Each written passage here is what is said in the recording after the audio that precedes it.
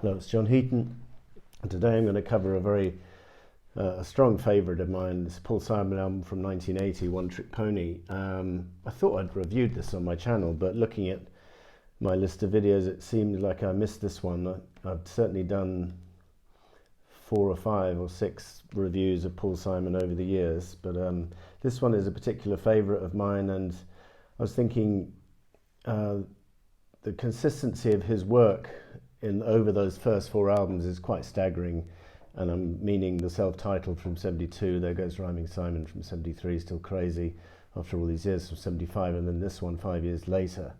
If I had to think of an artist in the 70s who matched that kind of consistency, I would think of Bob Dylan with his 4 albums, Blood on the Tracks, Desire Street Legal, Slow Train Coming, awesome, and Supertramp. The stretch of albums from Crime of the Century through Crisis, What Crisis, Even in the Quietest Moments, and Breakfast in America. Anyway, back to Paul Simon. I didn't get this album at the time, wasn't really familiar with his work until I think my aunt Erica gave me the greatest hits on a tape, the 77 greatest hits, which included Stranded in a Limousine, which is a bonus track on this CD, and also included Slip Sliding Away, and those were the only 2 tracks of new material we'd heard from him since Still Crazy after all these years, up until this album. Anyway, so I bought it, I guess, sometime in the early 80s, produced by Phil Ramone, Paul Simon, released August the 12th, 1980. I think it's fair to say it's overlooked.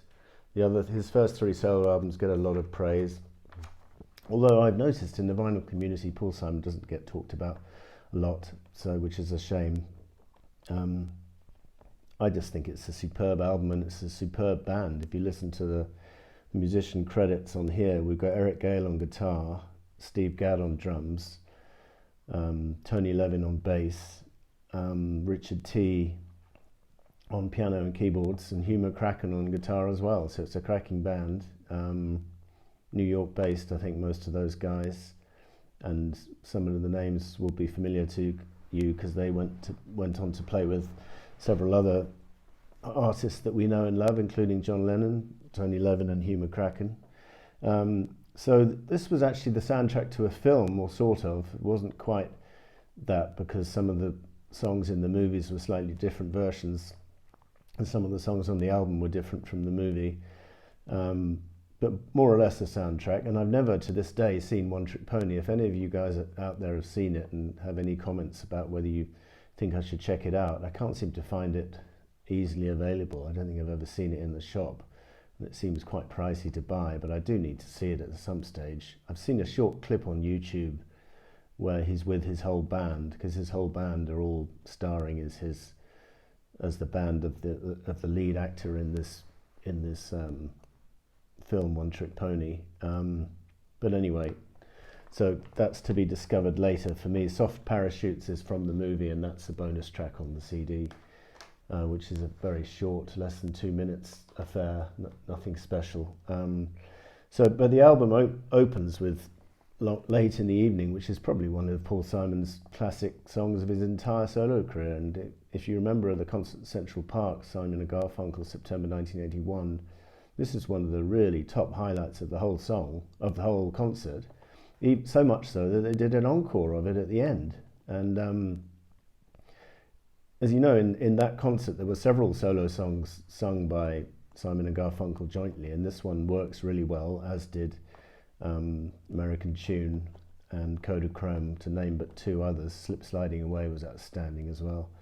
And the horn arrangement here is just brilliant. It's arranged by David Grusin, and apparently when the horn arrangement was played to Paul Simon said, well, I didn't really have that in mind, but I guess the horn arrangement's so great, I guess that is what is going to stay, because he realized it really does make the song. I mean, it's not quite the only good feature in the song, because it's a great lyric and a great kind of funky bass line from Tony Levin all the way through, but that horn line, the horn section really takes it to another level. It's an outstanding track, and the album really keeps up with that quality with the second track, That's Why God Made the Movies.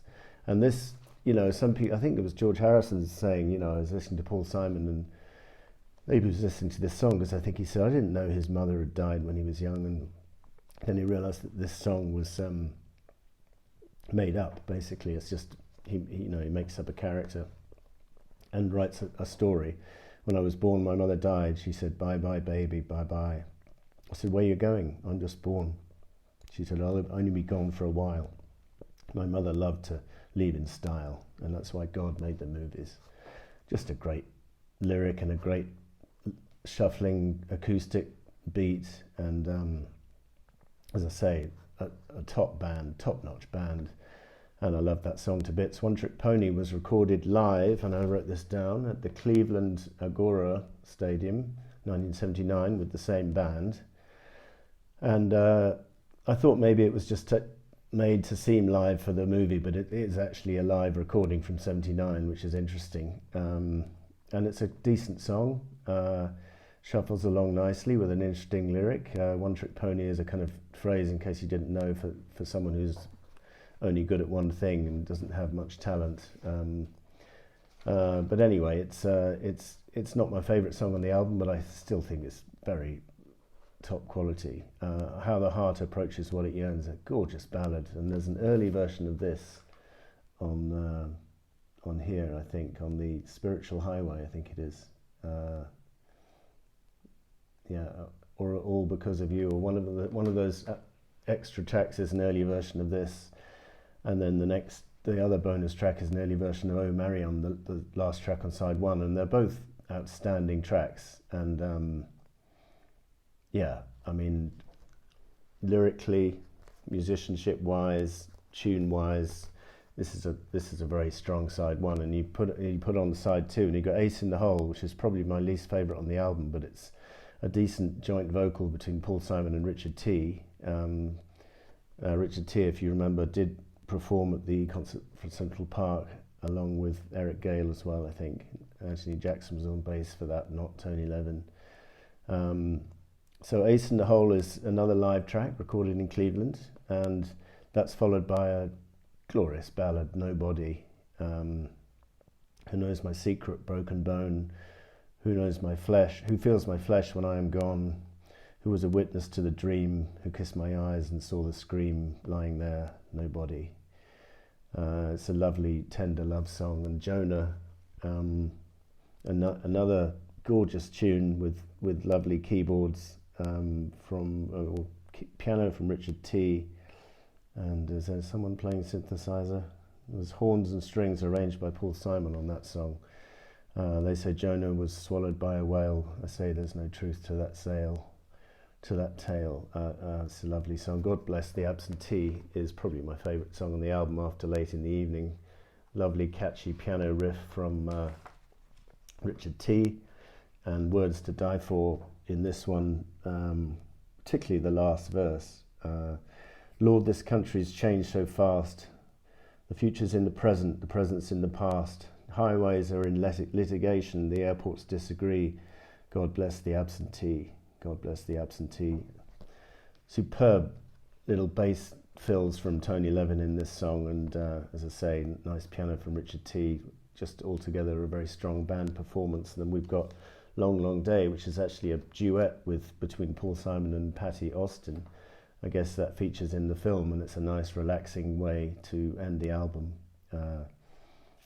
I sure been on this road, done nearly 14 years, can't say my name's well known, you don't see my face in Rolling Stone, but I sure been on this road. So it's quite a weary song about the end of the album, and I guess the end of the film, which I really must check out. And soon after releasing that album, they went on tour with the band and did a few dates in Europe and the States, I think, and from what I can see, pretty much exactly the same band, including Tony Levin on bass, who had just completed, when they went on tour, had just completed the Double Fantasy sessions with John Lennon. So he had a busy year recording, first of all, One Trick Pony, then Double Fantasy, then going on tour with Paul Simon here, and then returning to John and Yoko and recording Walking on Thin Ice shortly before John died, as we know. This live concert is very enjoyable. And from One Trick Pony, we've got performances of Ace in the Hole, One Trick Pony, Jonah, and Late in the Evening, along with some of the other hits. And in case you watch this movie and you're wondering if there are two Tony Levins, one on bass and one on keyboards, I was very confused.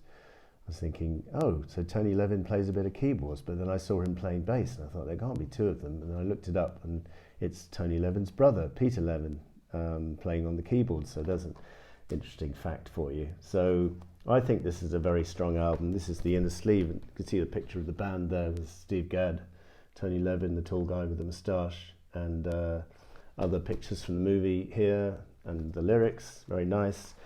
And this album is signed by Tony Levin at Liverpool, who I met at the Liverpool convention, Beatles convention, back in August.